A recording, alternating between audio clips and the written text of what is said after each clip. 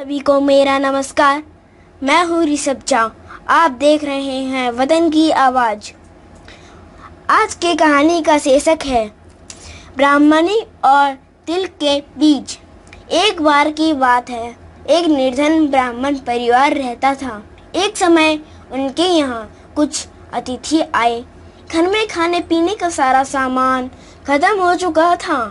इसी बात को लेकर ब्राह्मण और ब्राह्मणी पति में यह बातचीत हो रही थी। ब्राह्मण, कल सुबह कर्क संक्रांति है, भिक्षा के लिए मैं दूसरे गांव जाऊंगा। वहां एक ब्राह्मण सूर्य देव की तृप्ति के लिए कुछ दान करना चाहता है। पत्नी, तुझे तो भोजन योग्य अन्न कमाना भी नहीं आता। तेरी पत्नी होकर मैंने कभी सुख नहीं भोगा, मिष्ठान नहीं खाए, वस्त्र और आभूषण को तो बात ही क्या कहना। ब्राह्मण, देवी तुम ऐसा नहीं करना चाहिए। अपनी इच्छा के अनुरूप धन किसी को नहीं मिलता। पेट भरने योग्य अन्न तो मैं ले ही आता हूँ। इससे अधिक की तृष्णा का त्याग कर दो। अधिक तृष्णा के चक्कर में मनुष्य के माथे पर शिखा हो जाती है। ब्राह्मणी ने पूछा, यह कैसे? तब ब्राह्मण ने सूअर शिकारी और गीदड़ की यह कथा सुनाई। एक दिन एक शिकारी शिकार की खोज में जंगल की ओर गया। जाते जाते उसे वन में काले अंजन के पहाड़ जैसा काला सूअर दिखाई दिया। उसे देखकर उसने अपने धनुष की पतंचा को कानों तक खींचकर निशाना मारा। निशाना ठीक स्थान पर लगा। सूअर घायल होकर शिकारी की ओर दौड़ा। शिकारी भी तीखे दांतों वाले सूअर के हमले से गिरकर घायल हो गया। उसका पेट फट गया। शिकारी और शिकार दोनों का अंत हो गया। इसी बीच एक भटकता और भूख से तड़पता गीदड़ वहां आ निकला। वहां सूअर और शिकारी दोनों को मरा देखकर वह सोचने लगा, आज दैववश बड़ा अच्छा भोजन मिला है। कई बार बिना विशेष हुक्म के ही अच्छा भोजन मिल जाता है। इसे पूर्व जन्मों का फल ही कहना चाहिए। यह सोचकर वह मृत लाशों के पास जाकर पहले छोटी चीजें खाने लगा। उसे याद आ गया कि ये अपने धन का उपयोग मनुष्य को धीरे धीरे ही करना चाहिए। इसका प्रयोग रसायन के प्रयोग की तरह करना उचित है।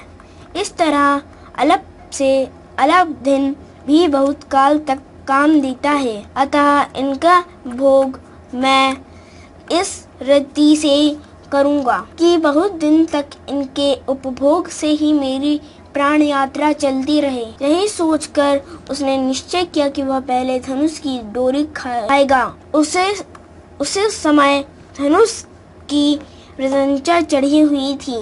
उसकी डोरी कमान के दोनों सिर पर कसकर बंधी हुई थी।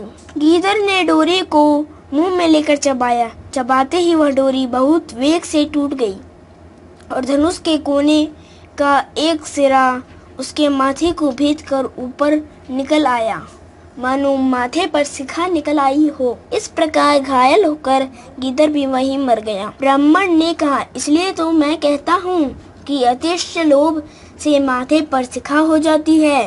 ब्राह्मणी ने ब्राह्मण की यह कहानी सुनने के बाद कहा, यदि यही बात है तो मेरे घर में थोड़े से तिल पड़े हैं, उनका शोधन करके कुछ छांट कर अतिथि को खिला देती हूँ। ब्राह्मण उसकी बात से संतुष्ट होकर भिक्षा के लिए दूसरे गांव की ओर चल दिया। ब्राह्मणी ने अपने वचनानुसार घर में पड़े तिलों को छांटना शुरू कर दिया। छांट पछोड़ कर जब उसने तिलों को सुखाने के लिए धूप में फैलाया तो एक कुत्ते ने उन तिलों को मूत्र विष्ठा से खराब कर दिया। ब्राह्मणी बड़ी चिंता में पड़ गई। यही तिल थे जिन्हें पकाकर उसने अतिथि को भोजन देना था। बहुत विचार के बाद उसने सोचा कि अगर वह इन शोधित तिलों के बदले अशोधित तिल मांगेगी तो कोई भी दे देगा। इनके उच्छिष्ट होने का किसी को पता ही नहीं लगेगा। यह सोचकर वह उन तिलों को छाछ में रखकर घर घर घूमने लगी और कहने लगी, कोई इन छटे हुए तिलों के स्थान पर बिना छटे तिल दे दे। अचानक यह हुआ कि ब्राह्मणी तिलों को बेचने एक घर में पहुंच गई और कहने लगी, बिना छटे हुए तिलों के स्थान पर छटे हुए तिलों को ले लो। उस घर की गृह पत्नी जब यह सौदा करने जा रही थी तब उसके लड़के ने, जो अर्थशास्त्र पढ़ा हुआ था, कहा, माता इन तिलों को मत लो। कौन पागल होगा जो बिना छटे तिलों को लेकर छटे हुए तिल देगा। यह बात निष्कारण नहीं हो सकती। अवश्य में इन छटे तिलों में कोई दोष होगा। पुत्र के कहने से माता ने यह सौदा नहीं किया। सीख, बिना कारण कार्य नहीं। अगर आपको हमारा वीडियो पसंद आया हो तो लाइक एंड सब्सक्राइब जरूर करें और बेल आइकन दबाना ना भूलें। अगले वीडियो के साथ फिर मिलूंगा, तब तक के लिए धन्यवाद। मैं हूँ ऋषभ झा, आप देख रहे हैं वतन की आवाज़।